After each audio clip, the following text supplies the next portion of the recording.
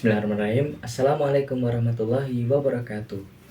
Perkenalkan, saya Muhammad Syarifudin Aziz, mahasiswa dari Universitas Muhammadiyah Klaten yang akan menceritakan pengalaman pribadi saya mengenai peran perawat dalam meningkatkan derajat kesehatan masyarakat. Mari kita simak video berikut ini. Hari itu dimulai dari saya, Arif, sebagai mahasiswa Universitas Muhammadiyah Klaten. Saya menginjak semester 2 dan ini adalah pengalaman pertama kali saya dalam menangani pasien dalam rumah sakit. Pada awalnya, saya ragu akan kemampuan saya terhadap menghadapi pasien, melakukan penanganan, memberikan layanan asuhan keperawatan, apalagi untuk menghadap pasien. Ini adalah kali pertama saya. Pada hari itu, saya bertemu dengan Tuan Y, seorang yang mungkin bisa merubah pandangan saya akan dunia keperawatan. Pada hari pertama saya bertemu dengan Tuan Y, saya diajarkan untuk menjadi perawat yang baik, perawat yang jujur, dan perawat yang disiplin. Saya harus menjadi orang yang pertama kali mengenali pasien akan keadaannya. Walaupun saya tidak bisa akan hal itu, saya mencoba bertanya pada diri saya sendiri, apakah saya cukup untuk menjadi perawat yang baik dan bisa diandalkan oleh pasien maupun keluarga.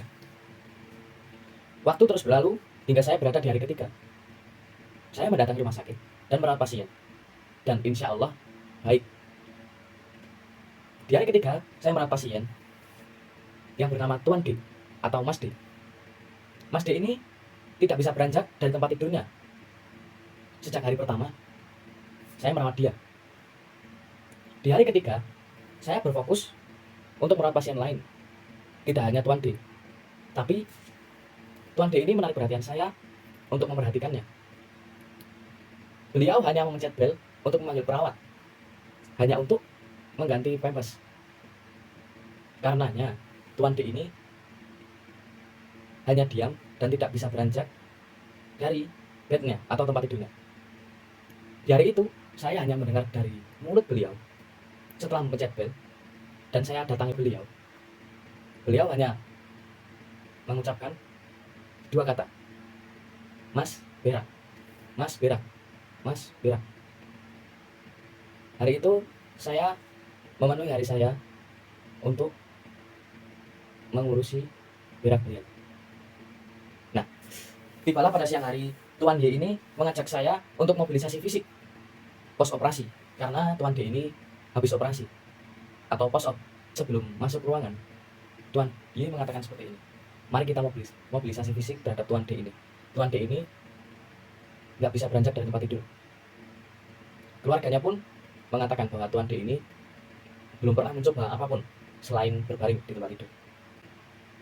Saya hanya mengikuti Tuan Y untuk mendatangi Tuan D dan berada di samping Tuan Y saat melakukan tindakan. Hal yang pertama dikatakan oleh Tuan Y adalah, Mas D sudah pernah coba beranjak dari tempat tidur belum? Selain hanya baring, misalnya toleh kanan ataupun toleh kiri. Tuan D hanya terdiam sebentar dan dia mengatakan belum, kemudian menggelengkan kepalanya. Selanjutnya Tuan Y ini mengatakan pada Mas D untuk mencoba. Dan begini katanya, ayo Mas D, coba untuk toleh kanan toleh kiri, saya bantu enggak, dalam bahasa Jawa yang artinya menyerahkan. Tuan D mengikuti apa yang telah dikatakan oleh Tuan Y dan mencobanya di depan kami. Dan ajaibnya, dia mengikuti apa yang dikatakan oleh Tuan Y. Dan Tuan Y pun tersenyum dan mengatakan, bagus Mas, sudah bisa untuk toleh kanan dan toleh kiri. Kemudian setelah beberapa detik, Tuan Y itu mengatakan hal yang baru kepada Mas D. Begini katanya, sudah berani duduk di samping bed sambil menggoyang-goyangkan kaki? Tuan D pun menggelengkan kepalanya dan mengatakan belum. Tuan Y memastikannya kembali kepada Mas D, mau dicoba, saya bantu, ujar Tuan Y kepada Tuan D. Tuan D hanya mengikuti arahan dari Tuan Y, dan D dengan tangan seorang Tuan Y, Tuan D yang awalnya tidak mau untuk beranjak dari tempat tidurnya dan hanya bisa tiduran, hanya bisa berbaring di tempat tidurnya, beliau duduk dan kakinya dikeluarkan dari bednya seperti ini, kurang lebihnya seperti ini, dan kemudian mengayunkan kakinya ke depan dan ke belakang seperti ini kurang lebih. Tidak apa-apa, pelan-pelan saja. Tuan D menganggukkan kepalanya, tanda beliau paham. 1 menit, 2 menit berlalu.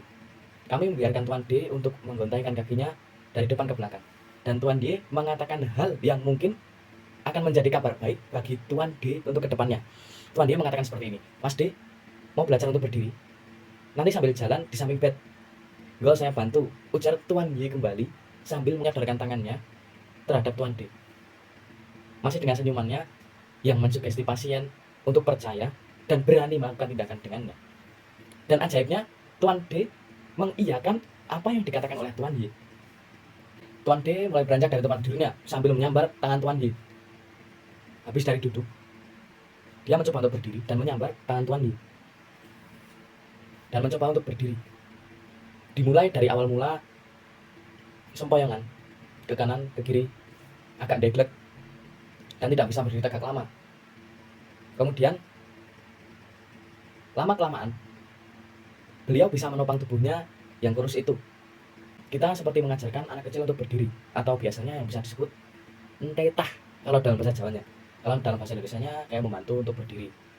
Tuan D dapat berdiri sempurna, walaupun sekali dua kali agak sempoyongan. Kemudian Tuan Y memuji Tuan D dengan senyuman khas dari Tuan Y. Dan di sini seperti keajaiban. Tuan D yang awal mula di hari pertama, di hari kedua, dan di hari ketiga tidak bisa beranjak dari tempat tidurnya. Bisa beranjak lebih malahan. Yang awal mulanya hanya diajarkan untuk menoleh ke kanan dan menoleh ke kiri, kemudian dilanjutkan dengan duduk di kasur dan menggontaikan kakinya ke depan dan ke belakang. Kemudian diajarkannya untuk berdiri, dan terakhir diajarkannya untuk berjalan walaupun gontai beliau ke kanan maupun kiri, kadang agak sempoyongan sedikit. Tapi kita sebagai perawat bertujuan untuk meningkatkan derajat kesehatan masyarakat. Peran perawat dalam meningkatkan derajat kesehatan masyarakat adalah yang pertama, kita sebagai pelaku atau pemberi layanan asuhan keperawatan, baik secara langsung maupun tidak langsung. Yang pertama, melakukan pengkajian untuk mencari data yang valid. Yang kedua, menentukan diagnosis keperawatan. Yang ketiga, merencanakan intervensi sebagai sarana untuk membuat cara pemecahan masalah.